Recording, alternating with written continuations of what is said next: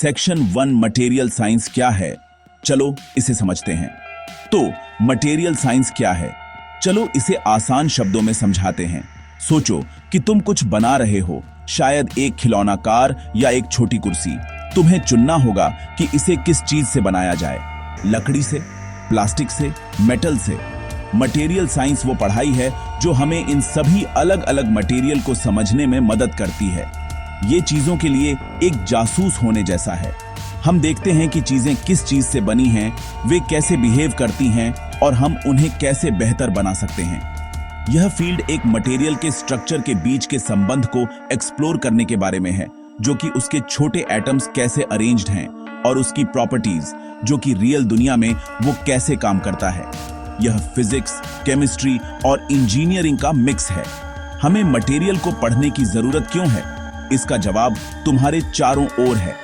तुम्हारे हाथ में फोन, जो कपड़े तुमने पहने हैं और जिस घर में तुम रहते हो, वो सब किसी खास वजह से चुने गए मटेरियल से बने हैं। हम मटेरियल साइंस को प्रॉब्लम सॉल्व करने और नई चीजें बनाने के लिए पढ़ते हैं। मटेरियल को समझकर हम स्ट्रॉन्गर, लाइटर और ज्यादा ड्यूरेबल प्रोडक्ट्स बना सकते हैं। हवाई जहाज के बारे में सोचो। पहले हवाई जहाज लकड़ी और कपड़े के बने होते थे। आज वे एडवांस्ड मेटल अलॉय और कंपोजिट के बने होते हैं। यह बदलाव तभी पॉसिबल हुआ क्योंकि साइंटिस्ट्स और इंजीनियर्स ने मटेरियल का अध्ययन किया और सभी के लिए उड़ान को ज्यादा सेफ और एफिशिएंट बनाने के लिए बेहतर ऑप्शन ढूंढे। यह फील्ड एटम्स की बहुत छोटी दुनिया को उन बड़ी चीजों की दुनिया से जोड़ता है जिनका हम रोज इस्तेमाल करते हैं। साइंटिस्ट्स देखते हैं कि एटम्स एक साथ कैसे बंधे होते हैं। क्या वे एक क्रिस्टल की तरह एक साफ व्यवस्थित पैटर्न में हैं या वे कांच की तरह सब गड़बड़ हैं? यह एटॉमिक अरेंजमेंट मटेरियल के बारे में सब कुछ तय करता है। यह तय करता है कि मटेरियल स्ट्रांग होगा या वीक, क्या वो इलेक्ट्रिसिटी कंडक्ट करेगा या क्या वो ट्रांसपेरेंट होगा। इस छोटी स्ट्रक्चर को कंट्रोल करके हम मटेरियल को ठीक वैसे ही प्रॉपर्टीज के साथ डिजाइन कर सकते हैं जिनकी हमें किसी खास काम के लिए जरूरत होती है, चाहे वह मेडिकल इम्प्लांट के लिए हो या सुपर फास्ट कंप्यूटर चिप के लिए। रियल लाइफ एप्लीकेशंस एंडलेस और फैसिनेटिंग हैं। मटेरियल साइंस ही वो वजह है कि हमारे स्मार्टफोन पर गोरिल्ला ग्लास है जो उन्हें स्क्रैच से बचाता है। यही वजह है कि हमारे पास हल्के कार्बन फाइबर साइकिल हैं जो अविश्वसनीय रूप से स्ट्रॉन्ग हैं। यह उन खास फैब्रिक्स के पीछे है जो फायर फाइटर्स गर्मी और आग से खुद को बचाने के लिए पहनते हैं। हर बार जब कोई नया गैजेट रिलीज होता है या कोई बिल्डिंग बनती है या कोई कार डिजाइन होती है, तो मटेरियल साइंटिस्ट्स ने एक क्रूशियल रोल प्ले किया है। वे अनसंग हीरोज हैं जो फ्यूचर बनाने के लिए सबसे अच्छी चीजें ढूंढते हैं, जिससे हमारी लाइफ अनगिनत तरीकों से बेहतर, सेफर और ज्यादा एडवांस्ड बनती है। सेक्शन 2 मटेरियल की मेन फैमिलीज जिनका हम रोज इस्तेमाल करते हैं। चलो मटेरियल के मेन टाइप्स या फैमिलीज के बारे में बात करते हैं। पहली बड़ी फैमिली मेटल्स है। तुम्हें मेटल्स हर जगह दिखेंगे। स्काई स्क्रेपर्स बनाने के लिए इस्तेमाल होने वाले स्टील बीम्स, तुम्हारी किचन में एल्यूमिनियम फॉइल या तुम्हारे घर में इलेक्ट्रिसिटी लाने वाले कॉपर वायर्स के बारे में सोचो। मेटल्स आमतौर पर स्ट्रॉन्ग, शाइनी होते हैं और हीट और इलेक्ट्रिसिटी कंडक्ट करने में अच्छे होते हैं। वे अक्सर भारी होते हैं और बिना टूटे अलग अलग शेप में मोड़े जा सकते हैं, जिसे डक्टिलिटी प्रॉपर्टी कहते हैं। आयरन, गोल्ड, सिल्वर और टाइटेनियम जैसे एग्जाम्पल्स इस इंपॉर्टेंट ग्रुप का हिस्सा हैं। वे हमारे इंडस्ट्रीज की रीढ़ बनाते हैं, कंस्ट्रक्शन और ट्रांसपोर्टेशन से लेकर इलेक्ट्रॉनिक्स और ज्वेलरी तक। अगला हमारे पास पॉलीमर्स हैं। यह एक कॉम्प्लिकेटेड वर्ड लग सकता है, लेकिन तुम पॉलीमर्स को बहुत अच्छे से जानते हो। प्लास्टिक सबसे कॉमन एग्जाम्पल है। जिस पानी की बोतल से तुम पीते हो, स्टोर से मिलने वाले प्लास्टिक बैग्स और तुम्हारी जैकेट में नायलॉन, सब पॉलीमर्स हैं। पॉलीमर्स मॉलिक्यूल्स की लंबी चेन्स से बने होते हैं, जैसे मोतियों की माला। वे आमतौर पर हल्के, फ्लेक्सिबल होते हैं और इलेक्ट्रिसिटी कंडक्ट नहीं करते, जिससे वे अच्छे इंसुलेटर बनते हैं। कुछ रबर की तरह सॉफ्ट और स्ट्रेची होते हैं, जबकि दूसरे लेगो ब्रिक्स बनाने के लिए इस्तेमाल होने वाले प्लास्टिक की तरह हार्ड और रिजिड हो सकते हैं। वे अविश्वसनीय रूप से वर्सेटाइल हैं और उन्होंने हमारी डेली लाइफ में कई ट्रेडिशनल मटेरियल की जगह ले ली है। तीसरी फैमिली सिरेमिक्स है। जब तुम सिरेमिक्स सुनते हो तो तुम्हें मिट्टी के बर्तन जैसे मिट्टी के पॉट्स या मग याद आ सकते हैं, और तुम सही हो, लेकिन सिरेमिक्स इससे कहीं ज्यादा है। इस ग्रुप में ग्लास, सीमेंट और यहाँ तक कि डायमंड्स भी शामिल हैं। सिरेमिक्स आमतौर पर बहुत हार्ड, स्ट्रॉन्ग होते हैं और बहुत हाई टेम्परेचर को झेल सकते हैं। हालांकि वे ब्रिटल हो सकते हैं, जिसका मतलब है कि अगर तुम उन्हें गिराते हो तो वे टूट या बिखर सकते हैं। अपने फर्श पर, टाइल्स या कार इंजन में स्पार्क प्लग देखो। वे कॉमन सिरेमिक मटेरियल हैं। उनका इस्तेमाल उन जगहों पर किया जाता है जहां हीट रेजिस्टेंस और हार्डनेस बहुत इंपॉर्टेंट होते हैं, जैसे कटिंग टूल्स में या स्पेसक्राफ्ट पर प्रोटेक्टिव कोटिंग्स के रूप में। आखिर में हमारे पास कंपोजिट है। एक कंपोजिट मटेरियल एक टीम अप जैसा है। यह बेहतर प्रॉपर्टीज के साथ एक नया मटेरियल बनाने के लिए दो या उससे ज्यादा अलग अलग प्रकार के मटेरियल को मिलाकर बनाया जाता है। लक्ष्य हर कंपोनेंट से बेस्ट क्वालिटीज प्राप्त करना है। एक बढ़िया example carbon fibre reinforced polymer है। यह स्ट्रॉन्ग लेकिन ब्रिटल कार्बन फाइबर्स को एक फ्लेक्सिबल पॉलीमर के साथ जोड़ता है। इसका रिजल्ट एक मटेरियल है जो अविश्वसनीय रूप से स्ट्रॉन्ग और हल्का दोनों है। यही वजह है कि इसका इस्तेमाल हाई परफॉर्मेंस रेस कार्स, हवाई जहाज और महंगे स्पोर्ट्स इक्विपमेंट जैसे टेनिस रैकेट्स और साइकिल्स में किया जाता है। कंक्रीट एक और कॉमन कंपोजिट है जो इसे स्ट्रॉन्ग बनाने के लिए सीमेंट को रेत और बजरी के साथ मिलाता है। सेक्शन 3, एक मटेरियल कितना स्ट्रॉन्ग है, इसकी प्रॉपर्टीज को एक्सप्लोर करना। जब हम किसी काम के लिए मटेरियल चुनते हैं तो हमें उसकी प्रॉपर्टीज को समझना होता है। चलो कुछ इंपॉर्टेंट मैकेनिकल प्रॉपर्टीज को देखते हैं। पहली है स्ट्रेंथ। स्ट्रेंथ हमें बताती है कि कोई मटेरियल परमानेंटली मुड़ने या टूटने से पहले कितना फोर्स झेल सकता है। कल्पना करो कि तुम दीवार पर एक भारी तस्वीर टांग रहे हो। तुम्हें एक ऐसा कील चाहिए जो तस्वीर का वजन बिना मुड़े झेल सके। एक स्टील की कील स्ट्रॉन्ग होती है, लेकिन सॉफ्ट प्लास्टिक से बनी कील शायद मुड़ जाएगी और फेल हो जाएगी।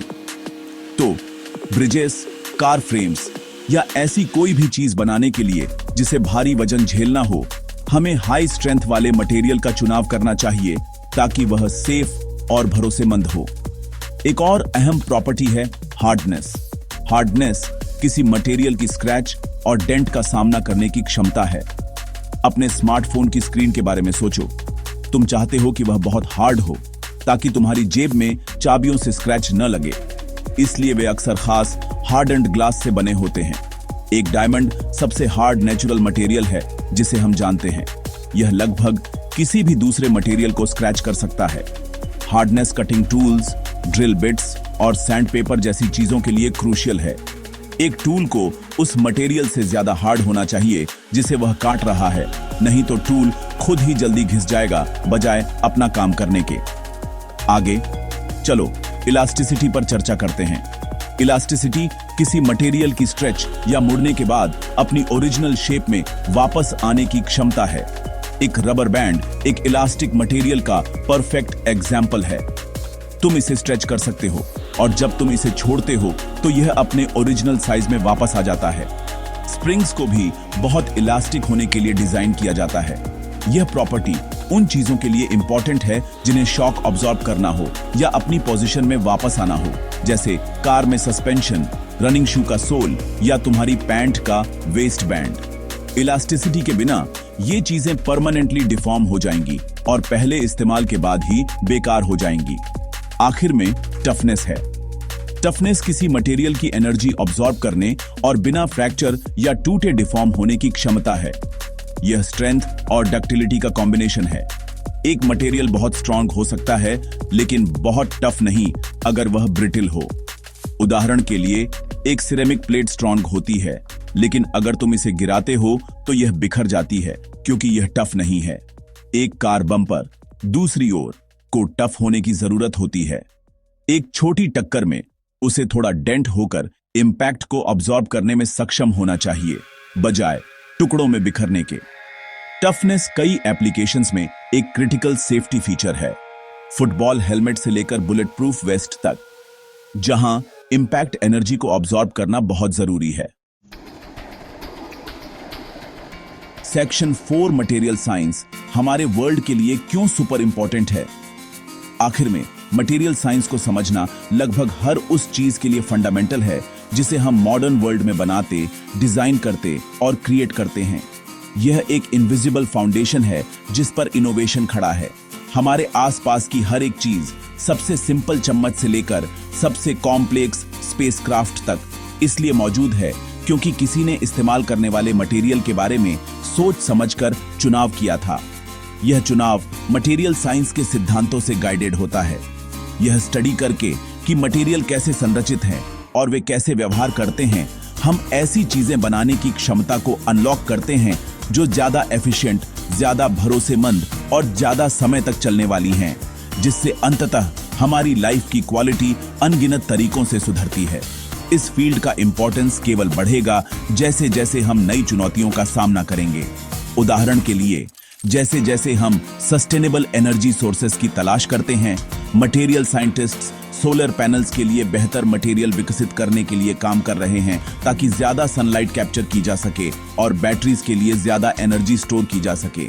मेडिसिन में वे इम्प्लांट्स के लिए बायोकम्पैटिबल मटेरियल बना रहे हैं जिन्हें ह्यूमन बॉडी रिजेक्ट नहीं करेगी, और ड्रग डिलीवरी सिस्टम के लिए स्मार्ट मटेरियल जो बीमारियों को ज्यादा इफेक्टिवली टारगेट कर सकते हैं। ये एडवांसमेंट सिर्फ छोटे सुधार नहीं हैं, वे गेम चेंजर्स हैं जिनमें हेल्थ, एनर्जी और एनवायरनमेंट में दुनिया की कुछ सबसे बड़ी समस्याओं को हल करने की क्षमता है। इसके अलावा मटेरियल साइंस इकोनॉमिक प्रोग्रेस और टेक्नोलॉजिकल एडवांसमेंट को बढ़ावा देता है। नए मटेरियल के क्रिएशन से अक्सर पूरी तरह से नए इंडस्ट्रीज का जन्म होता है। सिलिकॉन के सेमीकंडक्टर गुणों की खोज ने, उदाहरण के लिए, पूरे इलेक्ट्रॉनिक्स इंडस्ट्री और आज हम जिस डिजिटल रेवोल्यूशन में रहते हैं उसके लिए रास्ता खोल दिया। इसी तरह हल्के कंपोजिट के विकास ने एरोस्पेस और ऑटोमोटिव इंडस्ट्रीज को बदल दिया है, जिससे यात्रा ज्यादा तेज और ज्यादा फ्यूल एफिशिएंट हो गई है। मटेरियल क्या कर सकते हैं, इसकी सीमाओं को लगातार आगे बढ़ाते हुए हम ऐसी टेक्नोलॉजीज के लिए दरवाजे खोलते हैं जिनकी हम वर्तमान में केवल कल्पना कर सकते हैं, जिससे रास्ते में नौकरियां और अवसर पैदा होते हैं। तो अगली बार जब तुम अपना फोन उठाते हो, कार में सवारी करते हो या यहां तक कि ग्लास से पीते हो, तो एक पल के लिए सोचो कि यह किन मटेरियल से बना है। यह सिर्फ कोई चीज नहीं है, यह सदियों की जिज्ञासा, प्रयोग और शानदार साइंस का प्रोडक्ट है। मटेरियल के बारे में सीखना सिर्फ साइंटिस्ट्स और इंजीनियर्स के लिए नहीं है, यह हम सभी को उस अविश्वसनीय सरलता की सराहना करने में मदद करता है जिसके पीछे हमने दुनिया बनाई है।